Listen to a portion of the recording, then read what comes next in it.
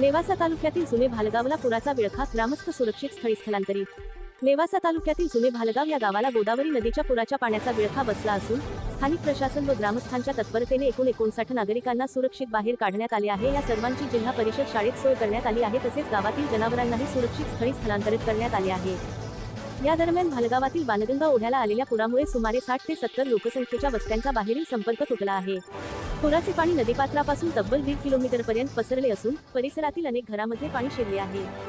या पुरामुळे शेतकऱ्यांचे मोठे नुकसान झाले आहे। पिके पाण्याखाली गेल्याने शेतकरी हवालदिल झाले आहेत। गोदावरी नदीकाठच्या गावांमध्ये नागरिकांचे जनजीवन विस्कळीत झाले असून प्रशासनाने सतत परिस्थितीवर लक्ष ठेवले आहे।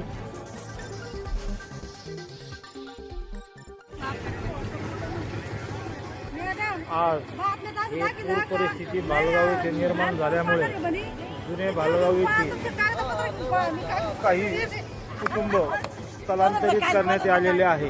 तरी हे सर्व स्थलांतरित कुटुंब भालगाव येथील जिल्हा परिषद प्राथमिक शाळा येथे घेऊन चाललेले आहे। तरी या प्रसंगी गावचे सरपंच, ग्रामसेवक मॅडम, तलाठी मॅडम यांनी उत्कृष्ट काम केल्याबद्दल गावकऱ्यांतर्फे त्यांचे धन्यवाद। राज्यातील आणि देशातील बातम्या पाहण्यासाठी आजच आमच्या महाराष्ट्र न्यूज प्रिन्स या YouTube चॅनलला सबस्क्राइब करा आणि मिळवा नवनवीन अपडेट।